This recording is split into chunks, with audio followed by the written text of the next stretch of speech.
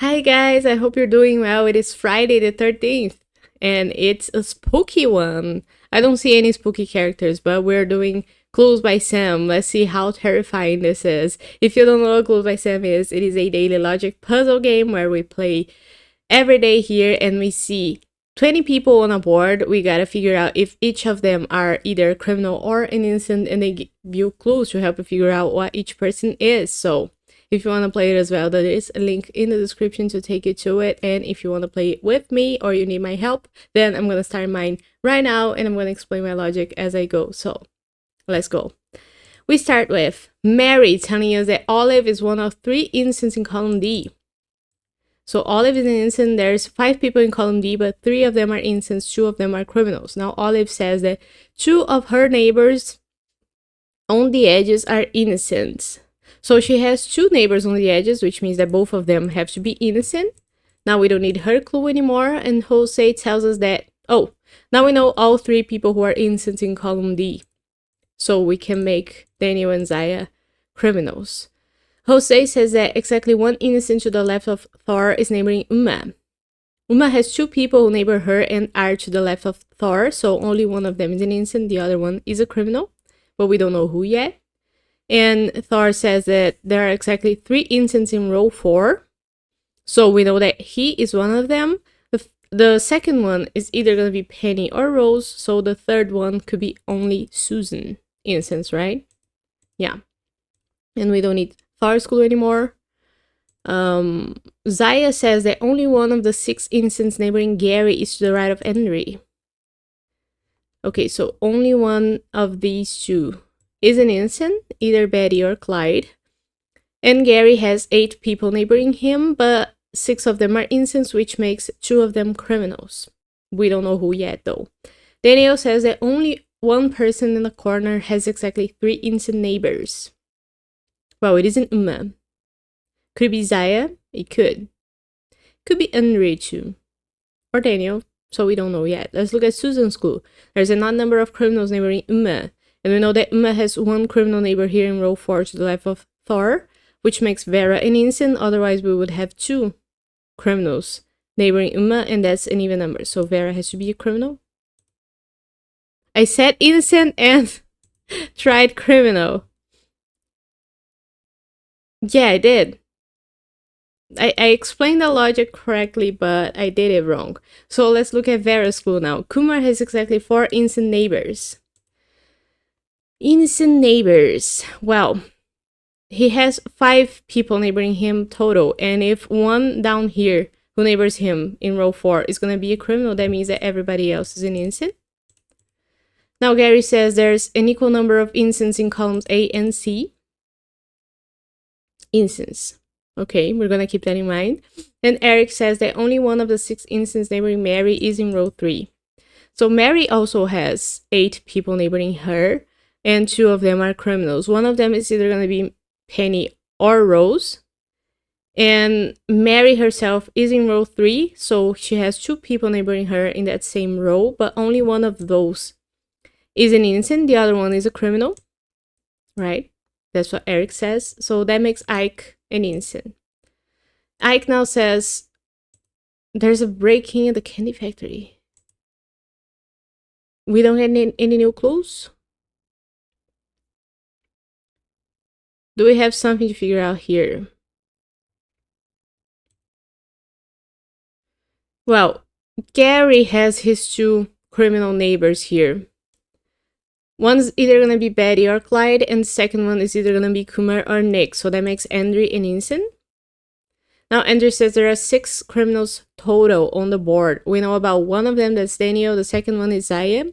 Third one is either gonna be Betty or Clyde, the 4th one is either gonna be Kumar or Nick, and the 5th one is either gonna be Penny or Rose. So that makes Uma and Wanda, one a criminal, the other one an innocent. But since we know that columns A and C have the same number of innocents and criminals, we gotta do some math here. There's 3.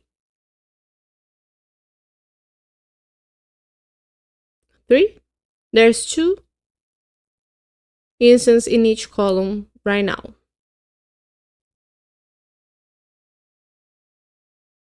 Damn. This is gonna be hard. Are we looking at Nick?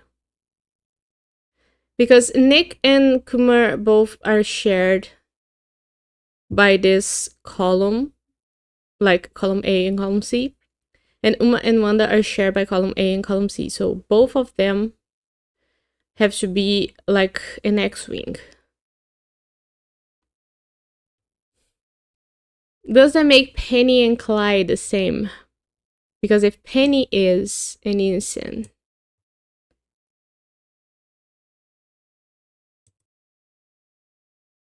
I don't know. Could Kumar and Uma... Why did I use the lower text here? If Kumar and Uma are both Incens, there's no way for Wanda and there's no way for column B and column... There's no way for column A and column C to have the same number of innocents and criminals, because now column C has 2 criminals and there's only 1 person left in column A. So we know for sure that these could both of them be criminals. If both of them are criminals, then both Nick and Wanda are innocents. And now there's no way for both of them to have the same number of criminals, because there's 2 criminals in column A and there's only 1 person left in column C. So they are... I have no colors anymore for tags. They are one or the other here. Or am I going too far with this? No, I'm not. I proved it. What about Penny?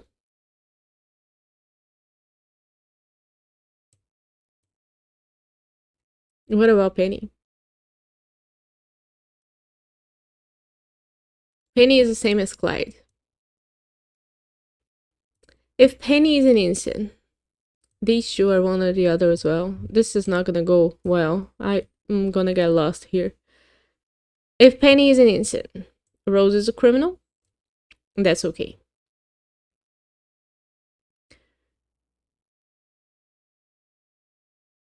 Now, let's try to make these like Uma an Incen and Wanda a criminal and Kumar a criminal and Nick an Incen. Just because we know that this is gonna be something like so. In that case, if Penny is an Incen, we have to have Clyde as an Incen. I think I gotta look at Daniel's school. Only 1 person in the corner has exactly 3 Incen neighbors.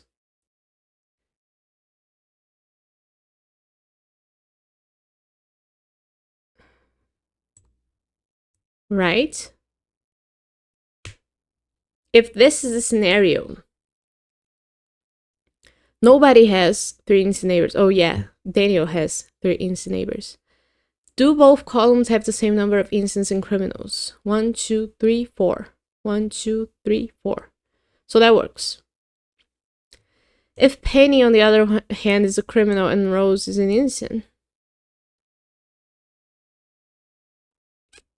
Clyde would have to be a criminal and Betty an Incen.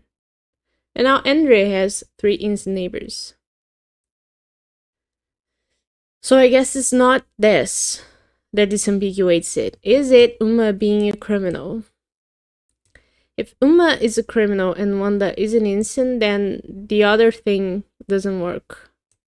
Why does it not work? Because we know for sure that either Andrea or Daniel are gonna have 3 Incen neighbors. There's no way for them both to have a criminal as their last neighbor. So we couldn't have Uma being a criminal, because that would make Wanda the 3rd and last Incen neighbor for Zaya. And now we have 2 people with 3 Incen neighbors in a corner. So Uma has to be an Incen. Almost misclicked again. Now because of Uma, we know that Kumar is a criminal. Right? And Nick an Incen. And Wanda says that each column has at least 1 criminal. So we couldn't have this scenario that we emulated before, because if Betty and Rose both are Incens, then both of them will... Then column B will be a column with no criminals. So how do we do that?